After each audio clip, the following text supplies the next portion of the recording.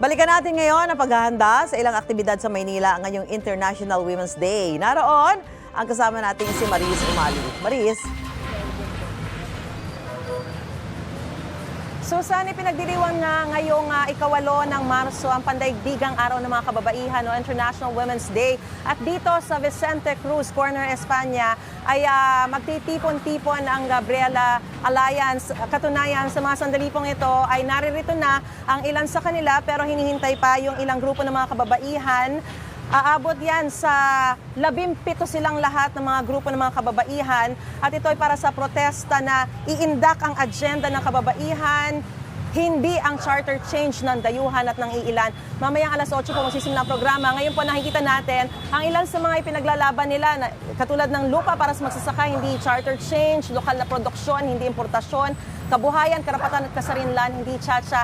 At sila po ay nagsisimula ng magtipon ngayon. Dito ay inaayos na po nila yung kanilang mga placard, yung kanilang mga isinisigaw para talagang maipahayag yung kanilang pagtutol sa charter change. At dito naman sa kanilang likuran, makikita po natin ay nagtitipon-tipon na rin po yung ilang mga pulis. Siyempre nakabantay din po sila sa anumang untoward incident, pero lagi lang naman pong nagbabantay ang mga pulis sa tuwing magkakaroon ng mga kilos protesta o anumang pagpapahayag. Sa punto pong ito, tanungin na natin ang ilan sa mga sasali sa protesta. No? Marky, magandang umaga sa iyo. Magandang umaga rin po. Ikaw ay bahagi ng LGBT, pero gaano kahalaga para sa iyo ang boses ng mga kababaihan?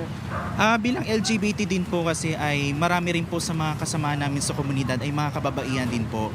At sa pagkonsulta rin po namin sa mga kapatid po namin sa komunidad ay nakikita po namin talaga yung mga pangunahing kahilingan po ng aming sektor kasama yung mga kababaihan po ay syempre talaga yung malapit po sa sikmura, yung quality po ng trabaho o yung pasahod po sa aming mga sa trabaho na pinanggagalingan po namin na dapat po ay nakakabuhay siya at saka yung mga karapatan din po ng mga kababaihan hanggang ngayon din po ay nakakaranas po talaga ng abuso na dapat po talaga ay pinaprioritize higit pa po kaysa sa charter change na tingin po namin ay ang hangarin lang naman po nito ay pagtanggal ng term limits po ng mga politiko at saka yun po, pagbubukas po talaga ng mga naghihingalo na po nating industriya sa mga dayuhan po. Maraming salamat, Marky. Sa punto pong ito, mga kapuso, ay kakausapin naman po natin ang Secretary General ng Gabriela Alliance, si Clarice Palce. Magandang umaga sa iyo, Clarice. Magandang umaga, Maris. Oo. Ang napansin namin, halos puro tsa-tsa, no? Ito yung pinakapangunahing agenda ninyo ngayong araw ng mga kababaihan, pandaigdigang araw ng mga kababaihan. Bakit anti-charter change ang pinakapangunahin ninyong isinusulong na agenda? Gaano ba kahalaga o anong epekto sa mga kababaihan nitong mga isinusulong na pag-aamyenda sa economic provisions ng ating saligang batas? Oo.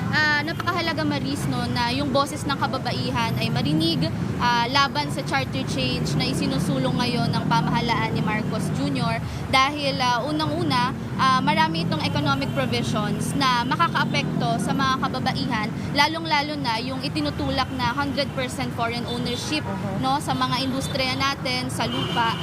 Tingin namin magdudulot ito ng mas malubhapang kagutuman, krisis sa ekonomiya at kahirapan sa mga kababaihan. Pero bukod sa mga economic provisions, ang kinababahala talaga rin ng Gabriela yung term extension at saka yung pag-aalis ng restriction sa pagtatayo ng mga military bases ng dayuhan dito sa bansa. Alright, Clarice, ano ba ang mga aktibidad na isasagawa natin ngayong umaga? At dito lang ba kayo o magmamarcha pa po kayo sa iba pang mga lugar? Maris, yung celebration natin ng International Women's Day ay buong bansa natin ito isi-celebrate. Mula Luzon, Visayas, Mindanao, may protesta ang Gabriela. Pero particular dito sa National Capital Region, nagtitipon-tipon ang 17 na women's organizations dito sa kahabaan ng Espanya. Meron kayong sasayawin? Yes, Maris. Meron kaming creative form ng mga protests. Merong kontra cha-cha dance. Meron ding mga pagdula at at pag-awit, no, na nagpapakita ng aming pagtuto sa charter change. Mensahe nyo na lang sa mga kababaihan, Clarice. Unang-una, binabati namin ng kababaihang Pilipino ng Happy Women's Day. Tuloy-tuloy lang po ang laban natin para sa ating kabuhayan, karapatan at kasarinlan, at tuloy-tuloy ang ating laban sa charter change. Alright, maraming salamat sa inyo, Clarice, at sa Gabriela at sa iba pang mga grupo ng kababaihan. Clarice Palce po ang Secretary General ng Gabriela Alliance. So mula po rito sa Vicente Cruz ay magmamarcha po sila papunta sa UST at dediretso sila sa Menjola kung saan doon po nila ipapahayag ang karagdagan pa nilang mga sentimiento kaugnay nga po sa charter change. Yan muna ang latest sitwasyon dito sa Maynila. Balik sa inyo, Susan.